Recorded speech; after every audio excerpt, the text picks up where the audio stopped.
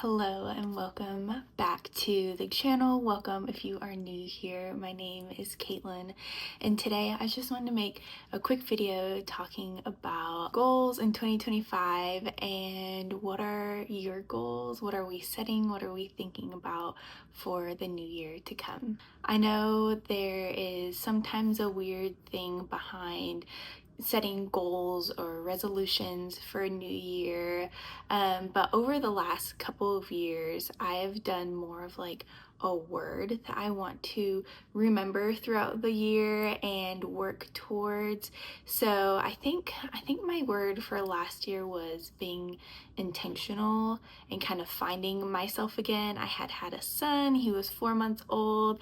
I was getting out of a little bit of postpartum depression, and so 2024 was a crazy year. I don't know if you saw in a video recently, we moved twice last year. We went away from this town that we've been in, that my husband grew up in, I was in the past 5 years.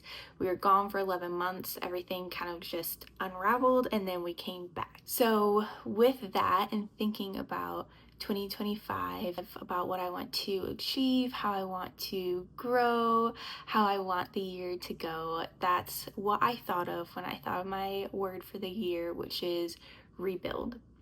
I want to rebuild our life here because it's kind of starting over, but not really, because we know the area, we have friends that we left, but it is kind of starting over again because we were gone for 11 months and our life kept going and our friends' lives kept going. So rebuild is the word of the year, to rebuild friendships, rebuild routine. But also this year, I am hopefully going to be stopping breastfeeding. I've been going almost a year and a half, and I'm so proud of that.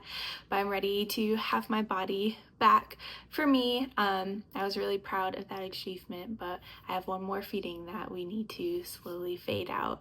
But with that in mind, again, rebuild. I want to rebuild my body, my strength, just get back to being strong and preparing it if we do decide to have another child, and different things like that. So rebuild is my word of the year. So I'm just curious, do you have a word of the year? If you do, go ahead and leave it in the comments below. I would love to know. And also, it's writing it out, it's making you think it and getting it out into the world so that it's not just something in your mind that you're gonna forget in a month, but something that you're like, oh yeah, I've written this down, I've gotten it out there. What am I gonna do about that during 2025? There's someone I follow, her name is Jules Aker, I'm pretty sure. I'll put her name down here. But she did journal prompts and some questions about 2025. She's calling 2025 like her soft year. But there were some questions and prompts that were really interesting to me. So if you're interested in those, I would say go watch her video and see what the journal prompts were. They were great prompts to get me thinking about this new year in 2025, but I don't want to steal her prompts and say I'm here because that's not fair. But one thing that she did talk about were colors, like what colors do you want to embody, which I was like, I don't know, that seems kind of weird. But instead of thinking, I don't know, this is the way my brain thought of it, instead of thinking like colors I'm going to embody, I thought of some of my favorite colors and colors I've been really thinking are pretty and I've been enjoying, and I kind of listed those with the things that I want to achieve or embody for this year. So one of those colors being light blue, and that's going to be kind of my color of the year. With being rebuild, I just feel like it seems soft and strong at the same time, so light blue is my rebuild color. Another thing I want to do this year is just be more calm. I feel like my life has been chaotic the past year, so hopefully growing in calmness, in peace, in quietness, even though I have a son that is turning into a toddler, just in my soul too. I am an overthinker. I know that about myself. I'm also a perfectionist, and so I get in these ruts even with YouTube where it's like, well, I don't want to post because I'm not proud of this or it's not good enough. And so getting over that and just showing up, and I've already had so many people saying that they appreciate my videos, and so how am I going to grow and do better if I'm not doing it? Remember that, Kate. But the color for Calm this year is like a pale yellow.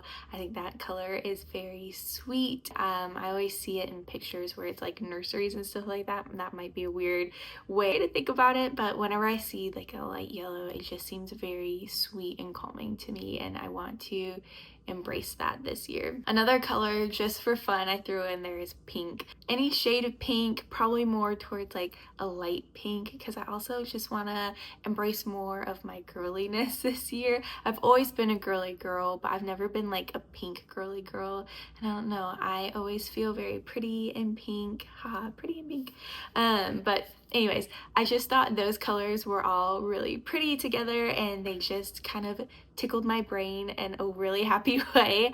And even in my vision board, I incorporated those colors to just remind me of how I think of them, and even remind me of my words of rebuild and being calm and feeling girly in a way. So those are my colors of the year. I also did 3 little resolutions or goals, if you will, besides my word of the year. So one of them goes hand in hand with rebuild, which is rebuilding the relationships, but rebuilding me, my body, my strength, after being postpartum for over a year now, and just getting back into feeling more like myself. Another one is making my relationship with the Lord my main priority in life. I have been a Christian pretty much my whole entire life. I grew up as a pastor's daughter, but you know, life ebbs and flows, and so does my relationship with the Lord. But I want it to be stronger this year. I want to be more intentional with it this year. I feel like I started off really strong last year, and it went really well until kind of the second half to like the 4th quarter of the year, where a lot of stuff was going on in life. It's crazy that when we're hurting and sad or scared or anything like that, we pray and we ask the Lord for help, but he's also the person that we quickly forget about. I forget to read my Bible. I push that away because I'm worrying about these other things, but prayer and reading our Bible coincide together. So I really need to get back into my Bible reading, finding a good plan. My church does get these plans out. They have them in the front when you first walk in, kind of towards the end of the year, so you can look at them. And I did pick one up. Let me grab it really quick. It is the Navigator's Discipleship Tool, but it's the 5x5x5. And what it is, it's 5 minutes a day, 5 days a week, and 5 ways to dig deeper. And so it kind of gives you 5 ways to dig deeper, underlining, praying about it, writing it in your own words, so on. But then inside, it has the books of the Bible that you're going to read, and then the date you can write it, and then 5 days and the chapters that go with it. So today I did my first one. Even though it's the 31st, it is still like the first week of the month. So I read Mark chapter 1 today. So the hope with this is to read the whole New Testament and the Bible in a year through this of the 5x5. So that's really exciting. I'm really looking forward to digging into this and really being intentional with my relationship with the Lord this year. And then the last thing I wrote on there, which might be kind of weird, but it says make a new true friend.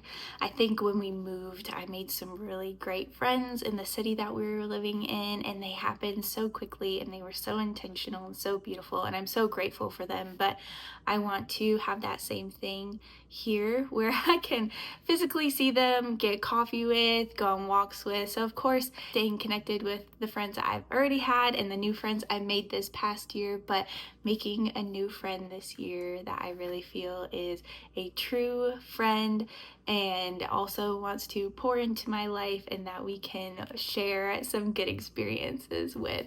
So we'll see. Making friends as an adult and in your 20s is hard because people already have their friends. People, you know, have grown up in this city. They have each other, but not everyone is that way. And I learned that this past year with the city that we're living in. It was a military city, so lots of girls and women are traveling a lot, and they want to make true friendships too, and they were so intentional. And so it just inspired me to find a new friend this year that, I don't know, we can grow and have some fun girlhood moments together. But anyways, I just wanted to come on and make a quick video before the end of the year saying Happy New Year, happy 2025.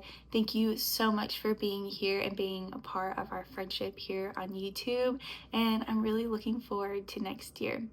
Don't forget to tell me what your goals or word or anything like that are for the end of the year, and I will see you guys very soon in 2025. It's crazy. Bye, friends.